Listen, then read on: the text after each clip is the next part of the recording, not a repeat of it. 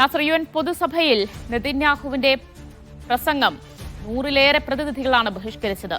അവർ എത്ര കൃത്യമായ സന്ദേശവും മറുപടി നൽകുകയുമായിരുന്നു ഈ പ്രതിഷേധത്തിലൂടെ?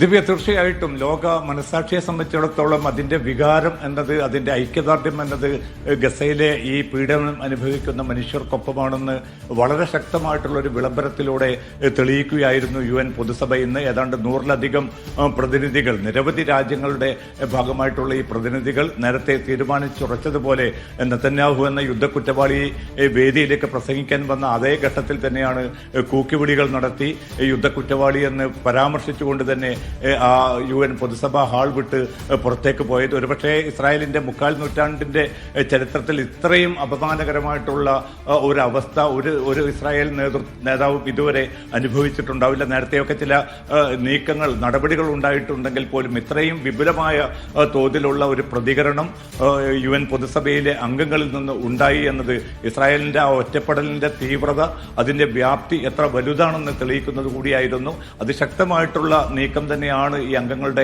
ഭാഗത്തു നിന്നുണ്ടായത്. കാരണം എല്ലാവിധ സംവിധാനങ്ങളും സന്നാഹങ്ങളും ലോക പിന്തുണയും സൈനികമായിട്ടുള്ള പിൻബലവും ഒക്കെ ഉണ്ടായിട്ടും ഇതൊന്നുമില്ലാത്ത പതിതരായിട്ടുള്ളൊരു ജനത 24 മാസങ്ങളായിട്ട് കടന്നു പോകുന്ന ഏറ്റവും തീക്ഷ്ണമായിട്ടുള്ള ആ ഒരു അവസ്ഥയെ ലോകം ഏറ്റെടുക്കുകയായിരുന്നു ഈ പൊതുസഭയിൽ നടന്ന ഈ ബഹിഷ്കരണ ആഹ്വാനത്തിലൂടെ, കൂക്കുവിളിയിലൂടെ ഉണ്ടായത്. ഇത് നെതന്യാഹു എന്ന നേതൃത്വത്തെ ശരിക്കും അങ്കലാപ്പിലെത്തിച്ചതായിട്ട് അദ്ദേഹത്തിന്റെ തുടക്കത്തിലുള്ള പ്രസംഗത്തിന്റെ ആ ശരീരഭാഷ കൂടി വ്യക്തമാക്കുന്നുണ്ട്. തന്റെ പ്രസംഗം ഗസയിലെ ജനങ്ങൾ കേൾക്കണമെന്ന് ആഗ്രഹിച്ചുകൊണ്ട് IDF-നെ ഉപയോഗപ്പെടുത്തിക്കൊണ്ട് ട്രക്കുകളിലും മറ്റും ലൗഡ് സ്പീക്കറിലൂടെ ഈ പ്രസംഗം നേരിട്ട് പ്രക്ഷേപണം ചെയ്യാനുള്ള സംവിധാനം IDF ഏർപ്പെടുത്തിയിരുന്നു. പക്ഷെ ഇതൊക്കെ ആണെങ്കിൽ പോലും ലോകം ആ പ്രസംഗത്തെയും നെതന്യാഹുവിനെയും ഇസ്രായേലിനെയും കണ്ടത് ഒരു വെറുക്കപ്പെട്ട നേതാവ്, വെറുക്കപ്പെട്ട രാജ്യം എന്നതിലൊക്കെയാണ്. അതുകൊണ്ട് തന്നെ പലസ്തീൻ ജനതയെ സംബന്ധിച്ചിടത്തോളം ആ ജനതയോട് ഐക്യദാർഢ്യപ്പെട്ട ലോകത്തിന്റെ വിവിധ രാജ്യങ്ങളിലുള്ള മനുഷ്യരെ സംബന്ധിച്ചിടത്തോളം ഏറ്റവും ശക്തമായിട്ടുള്ള ഒരു സന്ദേശം ലോകത്തിന് നൽകാൻ, ഇസ്രായേൽ നേതൃത്വത്തിന് നൽകാൻ ഈ നടപടിയിലൂടെ സാധിച്ചു. അതിന്റെ പിന്നിൽ പ്രവർത്തിച്ചത് യൂറോപ്യൻ രാജ്യങ്ങൾ ഉൾപ്പെടെ അറബ് മുസ്ലിം രാജ്യങ്ങളുടെ പൊതു കൂട്ടായ്മയാണ്. ഫലസ്തീൻ സമൂഹത്തിന്റെ ആ ഹൃദയാവിഷ്കാരം തന്നെയാണ് ഇത്തരമൊരു നടപടിയിലൂടെ ഇന്ന് ലോകം UN പൊതുസഭയിൽ വ്യക്തമായി തന്നെ ലോകത്തെ കാണിച്ചു കൊടുത്തതും. ദിവ്യ, MCA, ഇവിടെ UN പൊതുസഭയിൽ മാത്രമല്ല, അതിന് പുറത്തും വലിയ പ്രതിഷേധമല്ലേ ഉയർന്നത്? വലിയ തോതിലുള്ള ജനലക്ഷങ്ങൾ തന്നെയാണെന്ന് ന്യൂയോർക്കിൽ നടന്ന നെതന്യാഹുവിന് വിരുദ്ധമായിട്ടുള്ള റാലിയിൽ അണിചേർന്നത്. കാരണം അമേരിക്കൻ ജനതയെ സംബന്ധിച്ചിടത്തോളം ഭരണകൂടം പൂർണ്ണമായിട്ടും ഇസ്രായേലിനെ പിന്താങ്ങുകയും നെതന്യാഹു എന്ന യുദ്ധക്കുറ്റവാളിക്ക് അനുകൂലമായിട്ടുള്ള തീരുമാനങ്ങളും നടപടികളും ഒരു ഭാഗത്ത് പ്രഖ്യാപിക്കുന്ന ഘട്ടത്തിലും പൊതുസമൂഹം എന്നത്, അമേരിക്കൻ സമൂഹം എന്നത് ഒരിക്കലും ഈ ഒരു യുദ്ധക്കുറ്റവാളിക്കൊപ്പമല്ല, മറിച്ച് ഈ പീഡനം അനുഭവിക്കുന്ന, ദുരിതം അനുഭവിക്കുന്ന, വംശഹത്യക്ക് വിധേയമായിക്കൊണ്ടിരിക്കുന്ന ജനതയ്ക്കൊപ്പം തന്നെയാണ് തങ്ങളുടെ മനസ്സാക്ഷി എന്ന് വിളംബരപ്പെടുത്തുമാറാണ് ന്യൂയോർക്ക് ഉൾപ്പെടെയുള്ള മിക്ക അമേരിക്കൻ നഗരങ്ങളിലും വലിയ ശക്തമായിട്ടുള്ള പ്രതിഷേധവും ആവിഷ്കാരവും നടന്നത്. നെതന്യാഹുവിന്റെ താമസിക്കുന്ന ഹോട്ടൽ ഉൾപ്പെടെ പ്രധാനപ്പെട്ട കേന്ദ്രങ്ങളൊക്കെയും നിരവധി യുദ്ധവിരുദ്ധ പ്രവർത്തകരും ഗസയോടും പലസ്തീനോടും ഐക്യപ്പെടുന്ന മനുഷ്യരും ഒരുമിച്ച് ചേരുകയും തങ്ങളുടെ ശക്തമായിട്ടുള്ള വികാരം അധികൃതരുടെയും സുരക്ഷാ വിഭാഗത്തിന്റെയും കടുത്ത നിയന്ത്രണങ്ങൾക്കിടയിലും ഇതൊക്കെ മറികടന്നുകൊണ്ടാണ് ലക്ഷക്കണക്കിന് മനുഷ്യർ ഒത്തുചേർന്നത്. ഏറ്റവും അവസാനമായിട്ട്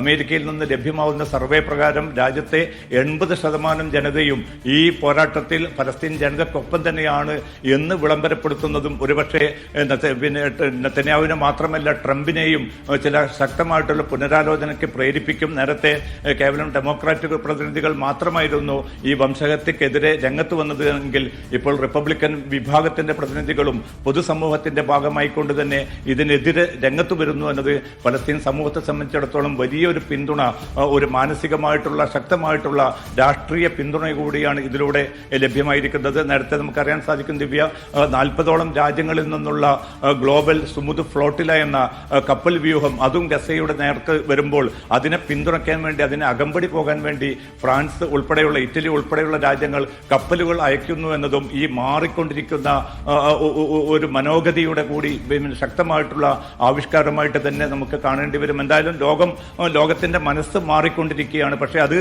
ഈ ഒരു യുദ്ധം പിന്നെ അവസാനിപ്പിക്കാൻ മാത്രം പര്യാപ്തമാവുന്ന ഒരു രാഷ്ട്രീയ അവസ്ഥയിലേക്ക് വന്നിട്ടില്ല എന്ന ഒരു പരിമിതി ഇപ്പോൾ പോലും നിലനിൽക്കുന്നുണ്ട്. ഈ രീതിയിൽ ശക്തമായ രോഷം ലോകം ഒന്നാകെ പ്രകടിപ്പിച്ചിട്ടും താൻ യുദ്ധം തുടരുമെന്നല്ലേ ആ പൊതുസഭയിൽ നെതന്യാഹു വ്യക്തമാക്കിയത്?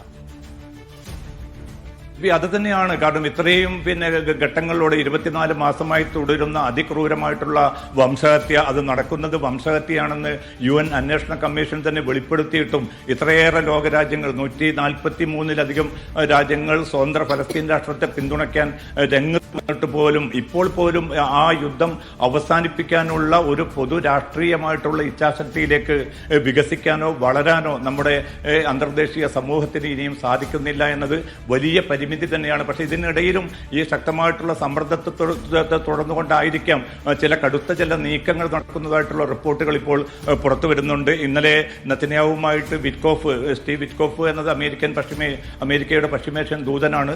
അദ്ദേഹവും കുഷ്നറും നടത്തിയ കൂടിക്കാഴ്ചയിൽ ട്രംപിന്റെ പിന്നെ വികാരം അദ്ദേഹത്തെ അറിയിച്ചതായിട്ട് ഇപ്പോൾ ഇസ്രായേൽ മാധ്യമങ്ങൾ തന്നെ റിപ്പോർട്ടുകൾ പുറത്തുവിടുന്നുണ്ട്. എത്രയും പെട്ടെന്ന് ഈ യുദ്ധം അവസാനിപ്പിക്കണമെന്ന് ട്രംപ് ആഗ്രഹിക്കുന്നതായിട്ടുള്ള ഒരു സന്ദേശമാണ് ഇപ്പോൾ നെതന്യാഹുവിന് നൽകിയിരിക്കുന്നത്. പക്ഷേ 29-ാം തീയതിയാണ് വൈറ്റ് ഹൗസിൽ ട്രംപും നെതന്യാഹുവും തമ്മിലുള്ള കൂടിക്കാഴ്ച നടക്കാൻ പോകുന്നത്. ആ ഘട്ടത്തിൽ ആ ചർച്ചയിൽ ഏതെങ്കിലും അർത്ഥത്തിൽ നെതന്യാഹുവിനെ പിന്തിരിപ്പിക്കാൻ അത്രമാത്രം രാഷ്ട്രീയമായിട്ടുള്ള താല്പര്യം അല്ലെങ്കിൽ സൈനികമായിട്ടുള്ള ശക്തമായിട്ടുള്ള ഒരു നിർദ്ദേശം ട്രംപ് ഭരണകൂടം കൈക്കൊള്ളുമോ എന്നത് സംബന്ധിച്ച ആശങ്ക നിലനിൽക്കുന്നുണ്ട്.